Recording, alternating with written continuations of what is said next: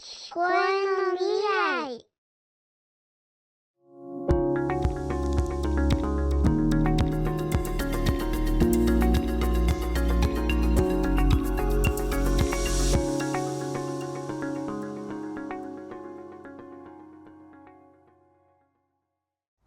聞こえの未来をご視聴いただき誠にありがとうございます。オーティコン補聴器の田中です。茨城大学教育学部の田原です。どうぞよろしくお願いいたします。今日私たちはデンマークのオーティコン本社に来ています。今日ここではですね、素晴らしい研究者の皆様にインタビューできますので、私もとても楽しみにしています。皆さんにもぜひお楽しみいただければと思います。はい、じゃあ行ってみましょうか。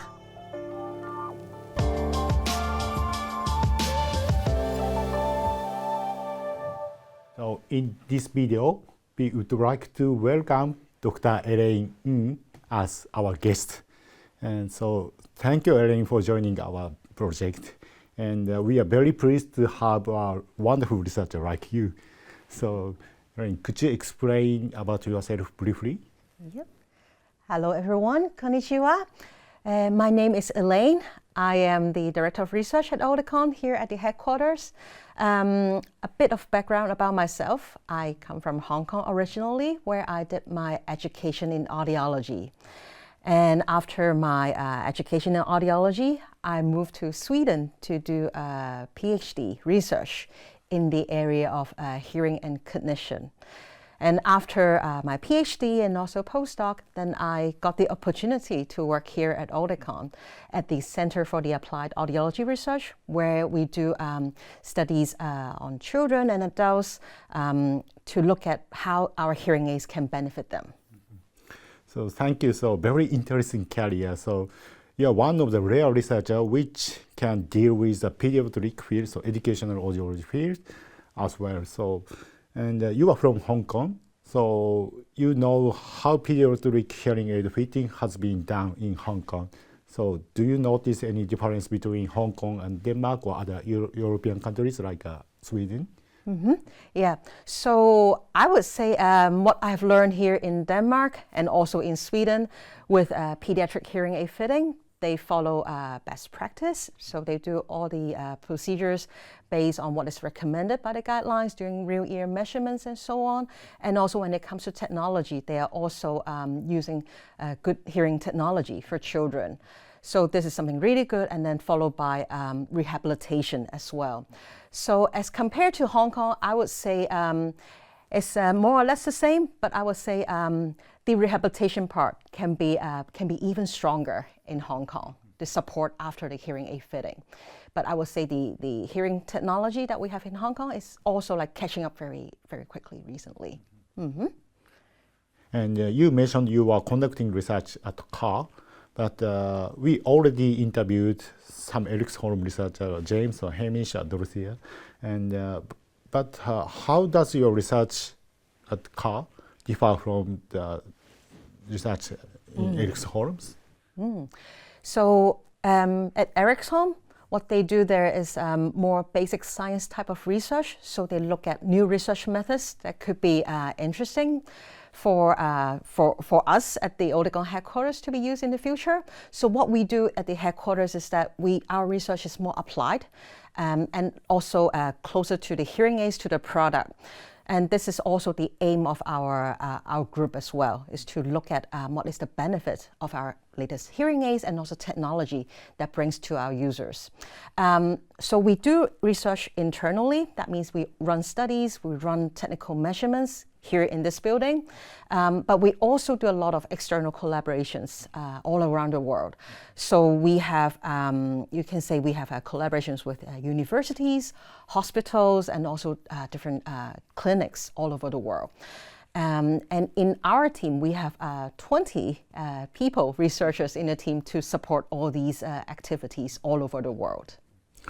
Oh, so excellent. And I understand that you are conducting pediatric and cognitive research to provide evidence for clinical field or education field or education practice or something like that. And What are some of the research topics that you have been focusing on recently? So maybe I can start with brain hearing as the philosophy of our Oticon hearing technology. So brain hearing is basically the mission of us to provide sounds that is easy for the brain to understand sounds. So we developed a similar concept for children as well. So a few years back, we looked at the literature, and then we found out that children or even babies, infants, as they grow, as they mature, what they need in the brain is that they need activations. They need sound to activate their brain to the maximum level, so that the brain will be grown into a structure, having a right structure, to learn to listen, to learn new words, and learn to comprehend, learn to interact with people later on as they grow into childhood or even adolescenthood and later on. So this is you can say the key part of our pediatric research is to give the children users as much meaningful sounds from the environment as possible. So in previous years, we have been looking at research in children, how our hearing technology allows sounds from different environments that can be reached and perceived by children. So we have done quite a few studies looking at our open sound technology, so in all the way from Open Sound Navigator to More Sound Intelligence, how these technology allows sounds and also words that can be perceived by children. And then we saw really positive results that with our technology, it provides sounds and stimulation from all around, as compared to traditional technology where sounds can only be perceived by children, only for those coming from the front. So this is something that we have done to document that our technology will be really, really beneficial for children's growth and development. That's wonderful. Okay, and Oticon has been introducing the latest hearing aid features for adults first and then children. And can you describe the latest product and plans to introduce those features to the pediatric hearing aids in the future? So maybe first I can talk a little bit about how the Oticon intend work for adults. So even when we are in the same sound environments, when we listen, we have different intentions, and somehow that can be shown through our body movement and also head movement. So what Oticon intend does with the 4D sensor technology is that when the hearing aids can detect that we are focusing on a one-on-one conversation, then the hearing technology focus mostly on the persons that I'm talking to, for instance. While when we are walking, for instance, or running, then when the 4D sensor technology detects that I'm moving around, that's an indication that we need more sounds from the environment. So that is where you can say, giving more awareness to the user. So this is what Oticon Intent is doing. I would say this would apply to many or most of our users for adults. And I think it's a very, very interesting questions to ask how does it work for children? So I would say we are still looking into how we can implement this technology in children, because from research from science, we also know that children may move a little bit differently. So especially when they're listening to people, to their parent, even though they're listening, they may not be looking at the person. They may look somewhere else, even though they are paying attention to you. So I would say we need to know more, we need to understand more about how children behave when they listen in different situations, different environments, before we can fully implement the Oticon intent. But I would say children who are more, or teenagers, then from that period onwards, where they have more behavior or movement that is like adults, then we have more confidence that the 4D sensor technology can be applied. But for children, we will need more research and investigations. Thank you, and we are looking forward to seeing the new research for young children, as you said. Yes. Okay, thank you. And I'm also really interested in the concept of listening effort and listening related to fatigue in children. Would you tell us about the current topic in those fields as well as other pediatric hot research topic? Yeah, this is a very interesting topic and also very relevant and also popular these days.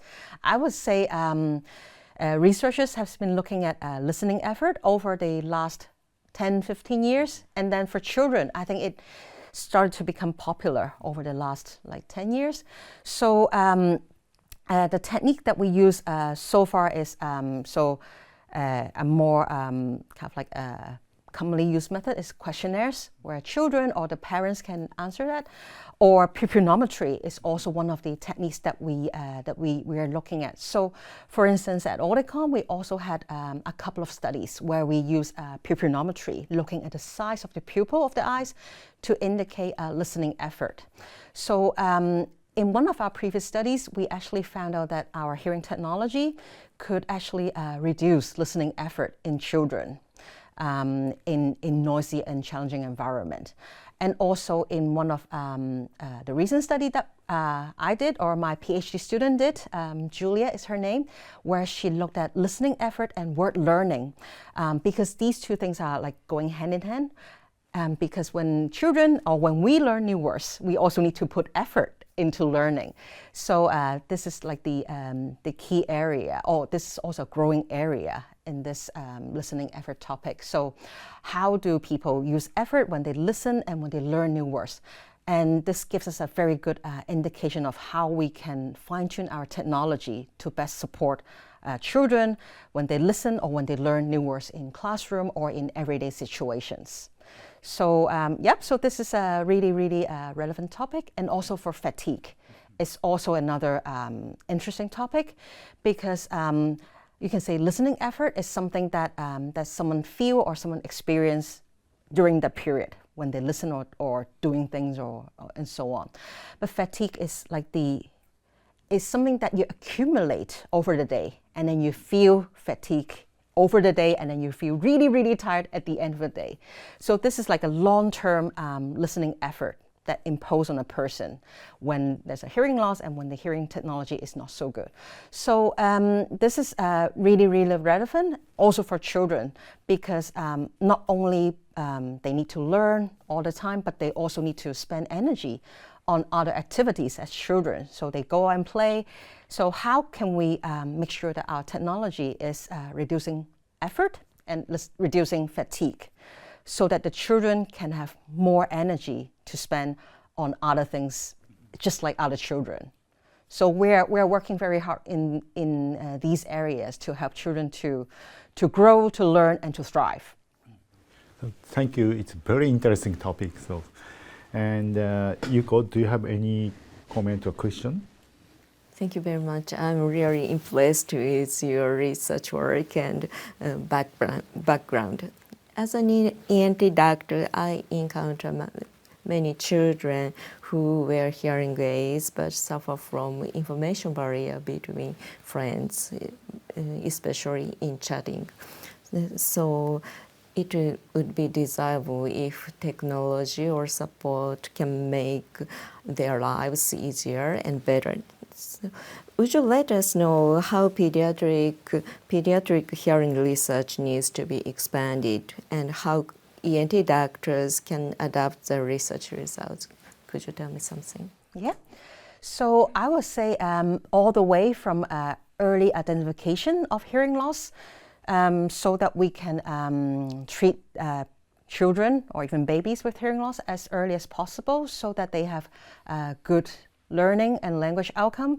That would also reduce the barriers that they encounter later on in life. And then I would say giving them a good environment for learning. So hearing technology is part of it, but also we can also do something in the environment. How do we reduce noise level in classroom situations or learning environments? That's another thing that the research topic can be focusing on.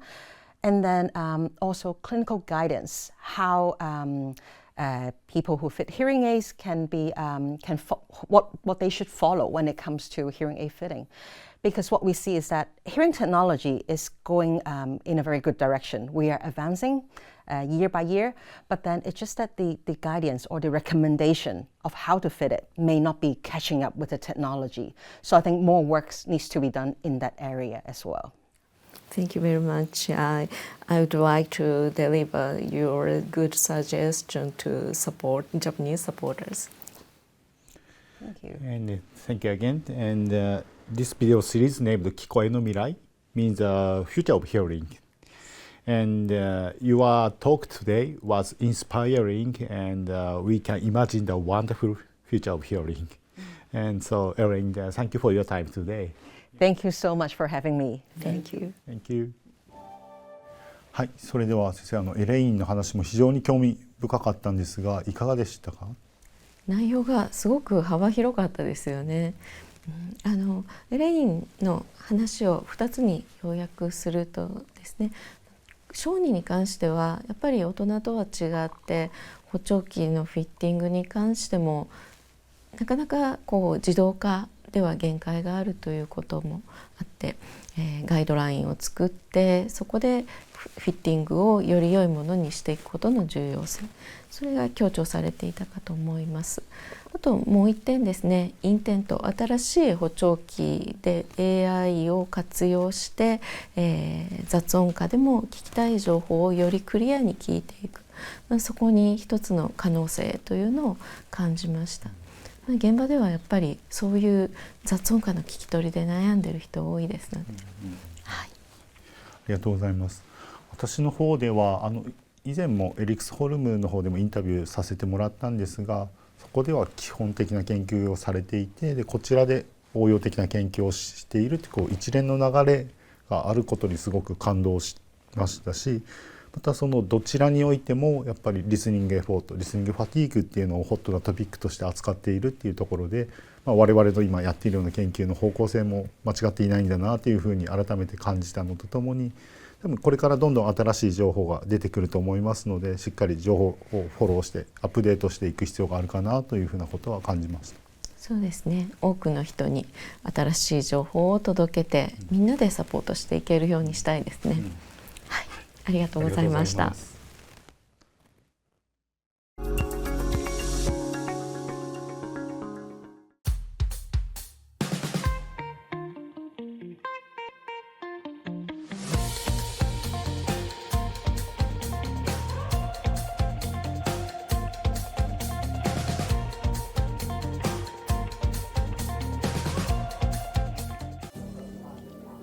Within the same sound environment, hearing aid users need different support.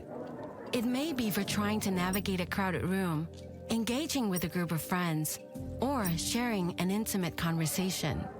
Traditional hearing aids treat all these needs the same because they don't understand what users' intentions are. But what if there was a hearing aid that did? The revolutionary Oticon Intent features the world's first 4D user intent sensors designed to understand listening intentions.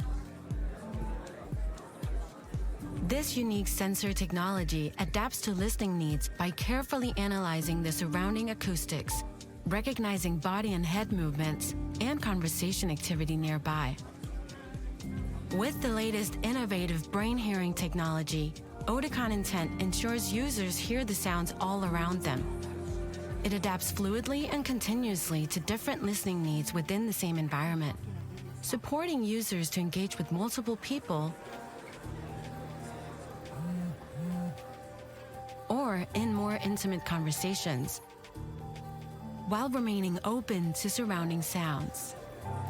Oticon Intent provides crystal clear speech understanding, access to the complete soundscape, and creates a more effortless listening experience, all to empower those with hearing loss to fully engage in life. Oticon Intent. Engage in life like never before with the world's first user intent sensors.